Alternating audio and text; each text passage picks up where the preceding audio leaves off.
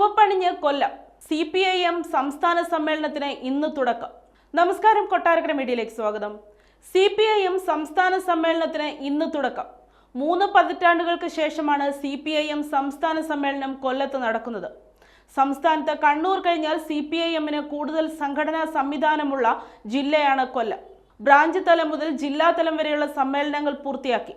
സമ്മേളനത്തിന്റെ ഭാഗമായ കൊടിമര പതാക ജാഥകൾ ഇന്ന് വൈകിട്ട് പൊതുസമ്മേളന നഗരിയായ ആശ്രാമത്ത് സീതാറാം യെച്ചൂരി നഗറിൽ നടക്കും.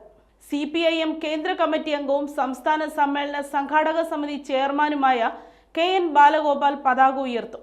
തുടർന്ന് ജില്ലയിലെ 23 രക്തസാക്ഷി സ്മൃതി കുടീരങ്ങളിൽ നിന്നുള്ള ദീപശിഖ യാത്രകൾ സംഗമിച്ച് പ്രതിനിധി സമ്മേളന വേദിയായ കോടിയേരി ബാലകൃഷ്ണൻ നഗറിലെത്തും. പ്രതിനിധി സമ്മേളന നഗരിയായ കോടിയേരി ബാലകൃഷ്ണൻ നഗറിൽ CPIM കോഓർഡിനേറ്റർ പോളിറ്റ് ബ്യൂറോ അംഗം പ്രകാശ് കാരാട്ട് പ്രതിനിധി സമ്മേളനം ഉദ്ഘാടനം ചെയ്യും.